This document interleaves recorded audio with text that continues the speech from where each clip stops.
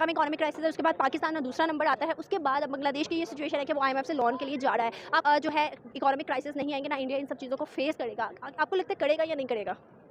मेरा नहीं ख्याल कि अभी करंट सर्कमस्टांसेस में इंडिया को इतनी जल्दी आईएमएफ या किसी किस्म की डील की ज़रूरत होगी नहीं है। वो पाकिस्तान के तो 8 अरब डॉलर्स तक हैं, वो 500 अरब से भी ऊपर के उनके रिजर्व्स हैं जो तो India might not be going into any sort of financial crisis, जिसकी रीज़न ये है कि they are going in a very streamline process now. बात करें इंडिया ने अपने ताल्लुकात हर मुल्क के साथ अच्छे बनाए, इवन हर मुल्क जो इंडिया के साथ ट्रेड भी करना चाह रहा है और अच्छे ताल्लुकात भी बनाने लगे। नरेंद्र मोदी, हम लोग तो उन्हें बुरा कहते हैं, लेकिन अपने मुल्क के लिए तो वो इतने सिंसियर हैं। लेकिन इंडिया में नरेंद्र मोदी को अब लाख बुरा कहें, जो मर्जी कहें, लेकिन वहाँ पे जो उनकी डेमोक्रेसी है वो दुनिया की सबसे बड़ी डेमोक्रेसी है। अभी आप गूगल कर लें, वर्ल्ड की जो सबसे बड़ी डेमोक्रेसी है वो इंडिया की है। सो हे हाय हेलो नमस्कार, राम राम सभी को। कैसे हो आप सब? आई होप आप सब अच्छे होंगे और मैं भी बहुत अच्छी हूँ। तो गाइस एक बार फिर से आपका मेरे इस यूट्यूब चैनल पर स्वागत है। तो एक बार फिर से मैं आप लोगों के सामने हाजिर हो गई हूँ एक इंटरेस्टिंग सा मजेदार वीडियो लेकर।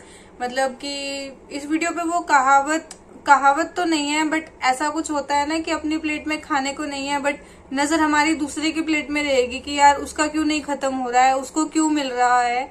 तो ऐसा ही कुछ है आज की वीडियो में। तो आज की वीडियो का जो टॉपिक है वो ये है कि पाकिस्तान में जितने इकोनॉमिक क्राइसिस चल रहे हैं, श्रीलंका में जैसे इकोनॉमिक क्राइसिस चल रहे हैं और आने वाले टाइम में सुनने में आ रहा है कि बांग्लादेश में भी ऐसे इकोनॉमिक क्राइसिस आने वाले हैं, बट क्या ऐसे इकोनॉमिक क्राइसिस इंडिया में आएंगे या नहीं आएंगे। मतलब उन लोगों के, पाकिस्तान वालों के पास खुद कुछ खाने को है नहीं, खुद की इकोनॉमी इतनी ज्यादा डाउन हो चुकी है, खुद का मुल्क पूरा खत्म होने पे आया है, लेकिन इन लोगों को इस चीज का लगा पड़ा है कि इंडिया में कब ऐसा होगा, इंडिया में कब इकोनॉमिक क्राइसिस डाउन होंगे, इंडिया कब बैंकरप्ट होने वाला होगा, इंडिया में कब कुछ तंगी आएगी। तो इनका इंटरेस्ट इस चीज में ज्यादा है ना कि अपने में ध्यान दे के कुछ उसको ग्रो करने का या कुछ उसको सुधारने का। तो चलिए हम लोग देखते हैं क्या क्या बातें बोलते हैं वहां के लोग इस टॉपिक के ऊपर। काफी इंटरेस्टिंग से आंसर्स आने वाले हैं, तो चलिए हम लोग वीडियो देखते हैं, उसके बाद बात करते हैं। अच्छा सर, आज का सवाल मेरा यह है कि रघुराम राजन का कहना है कि पहले श्रीलंका में इकोनॉमिक क्राइसिस है, उसके बाद पाकिस्तान में दूसरा नंबर आता है, उसके बाद अब बांग्लादेश की ये सिचुएशन है कि वो आईएमएफ से लोन के लिए जा रहा है। आपको लगता है कि उनका कहना है कि इंडिया में जो है इकोनॉमिक क्राइसिस नहीं आएंगे ना, इंडिया इन सब चीज़ों को फेस करेगा। आपको लगता है करेगा या नहीं करेगा? मेरा नहीं ख्याल कि अभी करंट सर्कमस्टांसेस में इंडिया को इतनी जल्दी आईएमएफ या किसी किस्म की डील की ज़रूरत होगी। मेरा आंसर इसमें नेगेटिव है। उसकी रीज़न ये है कि इंडिया के जो फेडरल डॉलर रिजर्व्स हैं वो बहुत हाई हैं। वो पाकिस्तान के तो 8 अरब डॉलर्स तक हैं, वो 500 अरब से भी ऊपर के उनके रिजर्व्स हैं जो फेडरल जो स्टेट बैंक है। सर आपको क्या लगता है, जैसे कि आपने कहा है कि उनका रिजर्व इतना ज़्यादा है, रिजर्व पीछे रखने की प्लानिंग होती है, एक प्लानिंग के बगैर तो कोई भी काम सर अंजाम नहीं होता। आपको लगता है कि इंडिया में इतनी प्लानिंग और पाकिस्तान में क्यों नहीं है? देखिए जी, पाकिस्तान को जो मेजर इशू है वो है आपकी ट्रेड डेफिसिट। वो कैसे है? सबसे बड़ा जो इशू है वो ऑयल कंजम्पशन है। ऑयल कंजम्पशन क्यों है?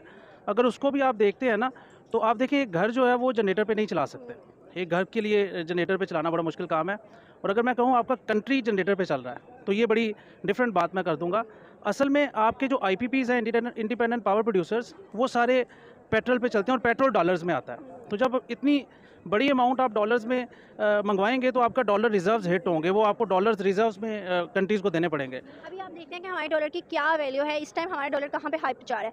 अभी हम लोग बाहर की कंट्रीज से जब चीज़ें परचेज करते हैं, जब चीज़ें मंगवाते हैं और कंपनीज जब हमारे यहाँ पे इन्वेस्ट करती हैं या हम उनसे डील करते हैं, तो हम अपने पाकिस्तानी रुपये में नहीं बल्कि इंडियन डॉलर्स में करते हैं। क्यों? उसकी रीज़न ये है कि पाकिस्तान अभी इंडिपेंडेंट कंट्री नहीं है। बहुत सारी चीज़ें हमें बाहर से मंगवानी पड़ती हैं।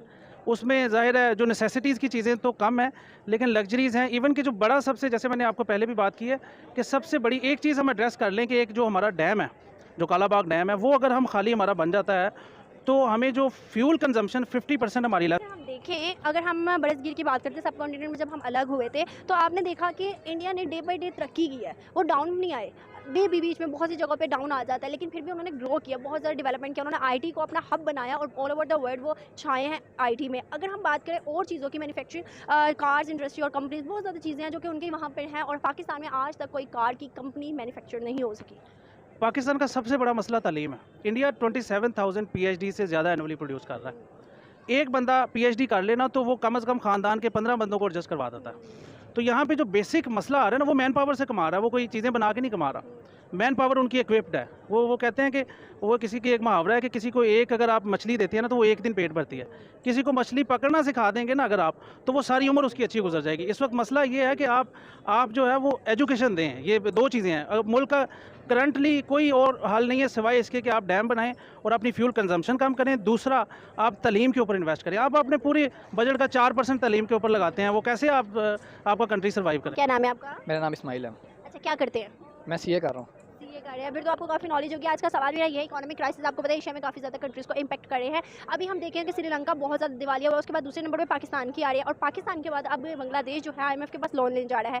आपको क्या लगता है? रघुराम राजन का कहना है कि एशिया में जितनी कंट्रीज़ है सब इसके इफेक्ट आएंगे, लेकिन सिर्फ एक वाहिद कंट्री जो इंडिया है उस पर नहीं आएंगे। क्यों? पाकिस्तान में आगे और बहुत सी कंट्रीज़ हैं उन पर आगे, लेकिन पाकिस्तान में, इंडिया में क्यों नहीं? सबसे पहले तो मैं इसका जवाब दे दूं कि इंडिया में क्यों नहीं आएंगे। अफेक्ट तो इंडिया में आएंगे। इंडिया बेसिकली अमेरिका का स्ट्रेटेजिक लॉय है। उनकी जितनी ट्रेड है, जो जितने उनके स्ट्रेटेजिक पार्टनर है वो अमेरिका उसके साथ डिसाइड करता है, लेकिन इंडिया अपने जो उनके फॉरेन अफेयर हैं उसमें इंडिपेंडेंट है।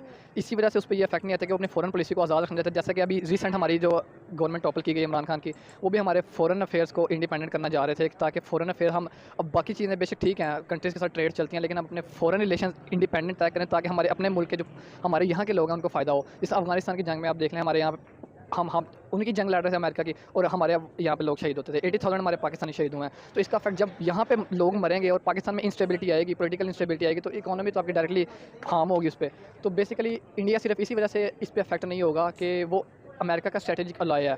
अमेरिका उसको उस चीज़ों में साइड पार्ट करेगा, बाकी चीज़ों में वो देखें। अभी रिसेंटली इंडिया ने रशिया से ऑयल लिया है, जबकि पाकिस्तान को ये अलाउ नहीं किया गया। अगर पाकिस्तान लेने जा रहा था तो यहाँ के जो हमारे इन केस जो अंदर हमारे ट्रेडर्स हैं वो इकट्ठे हुए हैं और उन्होंने नहीं होने दिया। और अगर मैं बात करूँ कि जैसे आपने कहा कि यूएसए जो है वो सपोर्ट करे है इंडिया को, ठीक है, अंदर ही अंदर उसको बहुत ज़्यादा स्ट्रॉन्ग करने की कोशिश करे, क्यों? यूएसए को क्या बेनिफिट है इंडिया से? यूएसए को बेसिकली बेनिफिट इंडिया से नहीं है। इंडिया को जो बॉर्डर लाइन लगती है वो पाकिस्तान तक लगती है। जो हमारे पास जो बेसिकली इंडिया अमेरिका हमसे बहुत ज़्यादा दूर है, दरमियान में समुंदर आता है, कितना दूर है।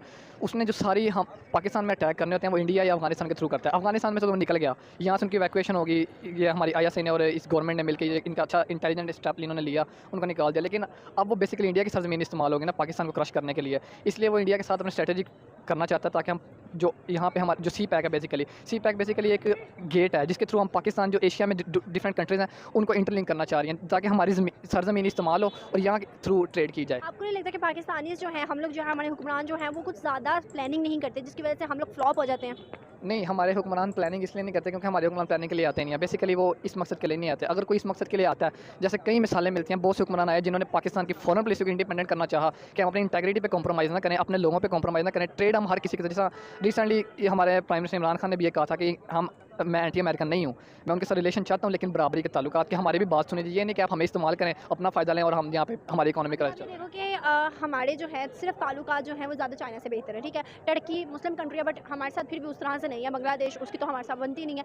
लेकिन अगर हम बात करें कि पाकिस्तान ने किसी भी कंट्री के साथ अपने ताल्लुकात अच्छे नहीं बनाए या मे भी कोई रीजंस हो, लेकिन अगर हम बात करें इंडिया ने अपने ताल्लुकात हर मुल्क के साथ अच्छे बनाए। इवन हर मुल्क जो इंडिया के साथ ट्रेड भी करना चाह रहा है और अच्छे ताल्लुकात भी बना रहा है। सिर्फ पाकिस्तान इंडिया का ट्रेडिंग क्यों नहीं इतनी खास हो रही, क्यों? बेसिकली सबसे पहले तो आपने कहा कि हम पाकिस्तान से कोई ताल्लुकात क्यों नहीं बना रहा। ताल्लुकात बनाने के लिए हमें सेल्फ डिपेंडेंट होना पड़ता है। हमारे पास कितनी कॉर्पोरेशन है, अभी ये हमारे पास है ये organization of Islamic countries OIC है। तो बेसिकली मुस्लिम जो हमारी यूनिटी है उसका सबसे बड़ा फॉल्ट ये है कि हम मुस्लिम जो आपस में यूनाइट नहीं है। कंट्रीज़ 59 आज़ाद मुल्क हैं, 59 के लगभग 1.5 अरब की आबादी मुसलमानों की है, जबकि ये जो यहूदी हैं इसराइल को देख लें कितना इस पर तरक्की याफ्ता मुल्क है, जबकि वो तादाद में हमसे कहीं थोड़े हैं। लेकिन मकसद ये है कि वो इकट्ठे हैं, हम इकट्ठे नहीं हैं। हम लेग पुलिंग कितने ज़्यादा मुस्लिम कंट्रीज़ में एक दूसरे की कि हम अपने आप को कंट्रीज़ को यूनाइट नहीं कर सके। अभी रिसेंटली 2 बार पाकिस्तान में OIC का इजलास हो चुका है, लेकिन उसका मकसद यही था कि हम मुस्लिम जो कंट्रीज़ हैं वो यूनाइट हों और अपना एक अलहदा से, जिस एशिया बैंक है, अपने सेल्फ डिपेंडेंट हों। लेकिन इससे अमेरिका कभी भी ये नहीं करेगा कि उनकी CIA कि मुस्लिम खासतौर पर पाकिस्तान अपने जो इनके हमसाए उनके साथ इकट्ठा होता है। अभी देखो ना पाकिस्तान में कितनी ज़्यादा मतलब इस चीज़ की इन्फ्लुएंस है कि पाकिस्तान में मैन्युफैक्चर्ड नहीं है चीज़ें, ठीक है। उसके बाद हम देखते हैं कि सुई तक हम लोग जो है चाइना से परचेज़ करते हैं। इंडिया में अगर देखो तो कार इंडस्ट्री, कार कंपनीज कितनी ज़्यादा मैन्युफैक्चर के लिए। हमारे पाकिस्तान में आज तक एक कंपनी नहीं मैन्युफैक्चर की स्टार्ट हुई। ये मैन्युफैक्चरिंग की बात होती है ट्रस्ट पे। जब हमारे पास ट्रस्ट आएगा, इस मुल्क में लोग सरमायाकारी के लिए आएंगे, तभी इन्वेस्टमेंट होगी। जब ट्रस्ट होगा, हम किसी बिजनेस में इंटरेस्ट करते हैं, हमें ट्रस्ट होता है तो हम उसमें इन्वेस्टमेंट करते हैं ना, कि हमें पता है कि इस बंदे पर हमें ट्रस्ट है, हम इसके साथ इन्वेस्टमेंट। 1947 से 2022 तक आज तक क्यों नहीं आ सका? इसलिए नहीं आ सका कि हमारे पास यहाँ पे प्रॉपर सिस्टम नहीं है, स्टेबिलिटी नहीं है। हम जो सिविलियन एडमिनिस्ट्रेशन है वो कुछ और करती है, एस्टेब्लिशमेंट कुछ और करती है। इंडिया में देखो ना ट्रेंड और दूसरा भी पूरा करने लगे नरेंद्र मोदी। हम लोग तो उन्हें बुरा कहते हैं, लेकिन अपने मुल्क के लिए तो वो इतने सिंसियर है। लेकिन इंडिया में नरेंद्र मोदी को अब लाख बुरा कहें, जो मर्जी कहें, लेकिन वहाँ पे जो उनकी डेमोक्रेसी है वो दुनिया की सबसे बड़ी डेमोक्रेसी है। अभी आप गूगल कर लें, वर्ल्ड की जो सबसे बड़ी डेमोक्रेसी है वो इंडिया की है। अभी रिसेंटली कुछ दिनों पहले इंडिया ने अपना आर्मी चीफ फायर किया और न्यू लगाया, लेकिन वहाँ पे कोई हंगामा नहीं। अगर यहाँ पे इन केस हमारे प्राइम मिनिस्टर आर्मी चीफ को फायर करेंगे तो उसके चांसेस ये होंगे एमरजेंसी लगेगी या मार्शल लगेगी। जबकि जो प्राइम मिनिस्टर होता है वो चीफ एग्जीक्यूटिव होता है, उसके अंडर है ये सारे इदारे। जब उसको काम ही नहीं करने दिया जाना तो इसी तो नहीं होना है। सर क्या नाम है आपका? हसन अली। सर क्या करते हैं? I'm a student and I'm working in a call center. अच्छा, बिल्कुल सही। अच्छा सर, आज का सवाल मेरा आपसे ये है, अभी इकोनॉमिक क्राइसिस चल रहे हैं, पहले श्रीलंका, उसके बाद पाकिस्तान का दूसरा नंबर आ गया, अब तीसरा नंबर जो है कहा जा रहा है स्टार्ट होने पे बांग्लादेश जो कि IMF के पास लोन लेने के लिए जा रहा है। एशियन कंट्री जितनी भी हैं वो आहिस्ता आहिस्ता इकोनॉमिक क्राइसिस में जा रही है, लेकिन रघुराम राजन का कहना है कि इंडिया जो है वो ऐसे किसी भी क्राइसिस को फेस नहीं करेगा। आपको लगता है क्या इंडिया नहीं करेगा? अगर नहीं करेगा तो क्यों नहीं करेगा? अब उसकी सबसे पहली रीज़न ये है कि इंडिया जो है वो जितनी आपकी मल्टीनेशनल कंपनीज़ हैं उनको हमेशा वेलकम करता है। एक सेकेंड, इंडिया हमेशा उन्हें वेलकम करता है, जिसकी वजह से वो इकॉनमी वाइज काफ़ी स्ट्रॉन्ग हो जाएगा within a couple of years probably. Second reason ये है कि उसके जो अलाइंसेस हैं, such as with America, such as with Israel, such as with somehow Russia and अब नॉट रेलिवेंट टू चाइना, मगर कुछ हद तक जो वो चीज़ें चाइना से अडॉप्ट करे वो ये है कि वो पूरी दुनिया में चीप लेबर प्रोवाइड कर रहा है, जिसकी वजह से वो अपनी करेंसी को इतना नहीं उठने देता है, मगर अल्टीमेटली उनका ये इम्पैक्ट आता है कि कंट्री किसी भी तरह कभी भी बैंकरप्सी के फेज़ में नहीं जाती। जो इंडियन गवर्नमेंट, जिसमें नरेंद्र मोदी, नो मैटर उसके जिस तरह के भी काम हो, मगर वो फाइनेंशियली अपनी कंपनी को लेकर बहुत अच्छे चल रहे हैं, अपनी कंट्री को लेकर बहुत अच्छे चल रहे हैं। सॉरी, बात करें, क्या आपको नहीं लगता कि हर मुल्क जो है वो इंडिया के साथ ट्रेडिंग कर रहा है, इस टाइम अच्छे ताल्लुकात बना रहा है, सिर्फ ये पाकिस्तान क्यों नहीं? उसकी बहुत बड़ी रीज़न ये है कि जो आइडियोलॉजी ऑफ पाकिस्तान है वो इस्लाम पे बेस करती है, मगर हम पाकिस्तान को लेके चलते हैं एज अ रेगुलर कंट्री। अगर हम अभी इस वक्त जिसको हम कहते हैं दो कश्ती का सवार, हम उसमें हैं। अगर हम किसी एक चीज़ के ऊपर डिपेंडेंट हो जाएं, either we are suppose to move as an Islamic country और we are suppose to move as a regular country like all 300 205 countries in the world, तो ये वाली हमारे साथ इश्यूज़ नहीं हमें फेस करने पड़ेंगे। और आपके दूसरा सवाल क्या था? अभी जो आप ये देखें कि चाइना, ठीक है, चाइना हमारा दोस्त हम कहते हैं, उसने CPEC का काम हमारा स्टार्ट किया और वो बहुत सी हेल्प हमारी करता है, हमें प्रोडक्ट्स तक हम वहाँ से परचेज़ करते हैं, लेते हैं। लेकिन अगर हम बात करें चाइना के अलावा हम ताल्लुकात किससे अच्छे बना रहे हैं? किससे अच्छे बना रहे हैं या बने हुए हैं? बना रहे हैं। अच्छा, ये CPEC के ऊपर हम बात करें तो ये हर बंदे का अपना पर्सपेक्टिव हो जाएगा। मैं CPEC को कभी भी रेकमेंड नहीं करता।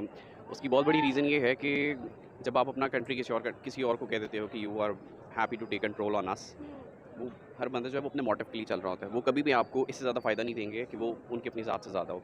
No matter they are providing good services, they are providing you good construction facilities, good machinery, they are providing you good cars in the market such as the EV cars, electric vehicles। इसके साथ हमें इस चीज़ का बहुत ध्यान रखना पड़ेगा कि लेकिन आपको नहीं लगता कि अभी जो है कहा जा रहा है कि चाइना ने बहुत कदम जमा लिया पाकिस्तान में, क्या चाइना पाकिस्तान को कॉलोनी के तौर पर नहीं यूज़ करेगा?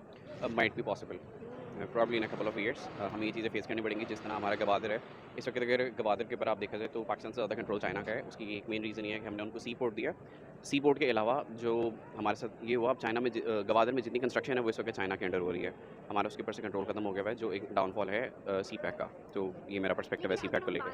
लेकिन अगर हम बात करें अभी जो हालात चल रहे हैं, आपको लगता है कि इंडिया कुछ सालों में इकोनॉमिक क्राइसिस में जा सकता है, या फिर जितनी भी देर चाहे आप समझ लें 10 साल 15 साल 20 साल इकोनॉमिक क्राइसिस में नहीं जाएगा? अगर तो फॉर द नेक्स्ट 15 ईयर्स की हम कन्वर्सेशन में है इनरोल्ड इस वक्त, तो India might not be going into any sort of financial crisis, जिसकी रीज़न ये है कि they are going in a very streamline process. No one is able enough to overcome their any strategy at the moment, especially their neighbour countries which is Pakistan. And अगर हम India की किसी country के साथ alliance ऐसी चल रही है जिसमें अमेरिका आता है, तो of course they are happy to support each other, क्योंकि उन दोनों के अपने एक दूसरे के साथ बेनिफिट्स हैं। बिल्कुल ऐसे ही, बहुत अच्छा लगा था। सो गाइस, ये थी हमारी वीडियो जिसमें कि पाकिस्तान वालों को ज़्यादा इंटरेस्ट इस चीज़ में आ रहा है कि पाकिस्तान मतलब इंडिया कभी इकोनॉमिक क्राइसिस फेस करेगा या नहीं करेगा। एंड ओवरऑल मतलब कि मोस्टली बंदों ने यही बोला है कि इंडिया ऐसा कुछ कभी फेस नहीं करेगा। जिस हिसाब से इंडिया की तरक्की हो रही है, जिस हिसाब से इंडिया ग्रो कर रहा है, और वो रीजन यही बता रहे हैं कि इंडिया में एक स्टेबिलिटी है, इंडिया की जो हुकूमत है, इंडिया की जो गवर्नमेंट है वो इंडिया के मतलब लोगों पर ध्यान देती है, वो अपने देश पर ध्यान देती है, ना कि बाहर के लोगों पर ज्यादा ध्यान देने से मतलब वो खुद से ज्यादा पहले प्रायोरिटी पे अपनी आम जनता को रखती है। और इंडिया के जो मतलब की जो रियलिटी है कि इंडिया के बाहर के लोगों के साथ काफी अच्छे कॉन्टेक्ट्स हैं, मतलब पूरे फॉरेन कंट्रीज के साथ काफी अच्छे कॉन्टेक्ट्स हैं, और फॉरेन कंट्रीज भी इंडिया को सपोर्ट करती है। और वो इंडिया को सपोर्ट इसलिए करती है क्योंकि इंडिया से उनका भी घर चलता है, फॉरेन कंट्रीज को भी आउटकम्स मिलती हैं उसकी, अगर वो इंडिया के साथ कॉन्टेक्ट बना के रखती हैं उनको भी प्रॉफिट्स होते हैं। तो ऑब्वियसली जहाँ पे जिसको प्रॉफिट दिखेगा वहां पर वो कॉन्टेक्ट बना के ही रखेगा। और हमारी इंडिया खुद की मैन्युफैक्चरिंग पे बेस्ड है, यहाँ पर हर चीज मतलब हम इंडिया वाले किसी दूसरी कंट्री पे डिपेंड नहीं है या किसी से कुछ मिलने के बाद ही कुछ नहीं करते हैं। जैसे कि पाकिस्तान वाले हैं, वो तो बस लोन ले लेके अपना मुल्क चला रहे हैं, उनको बस कर्जे के नीचे ही दबना है और वो कर्जे के नीचे दबने की वजह से हर किसी के गुलाम बनते जा रहे हैं। जिससे भी वो कर्जा लेंगे उनकी बातों पे ही उनको चलना पड़ेगा और जब तक वो ये चीज नहीं बंद करेंगे उनका पाकिस्तान ऊपर कभी भी नहीं आ सकता, ऊपर इनफैक्ट बैलेंस में भी नहीं आ सकता है। जिस हिसाब के वहां पर इकोनॉमिक क्राइसिस चल रही है या जिस हिसाब के उनके हालात चल रहे हैं। यही सब बात करी थी और आई होप आप सबको वीडियो पसंद आया होगा।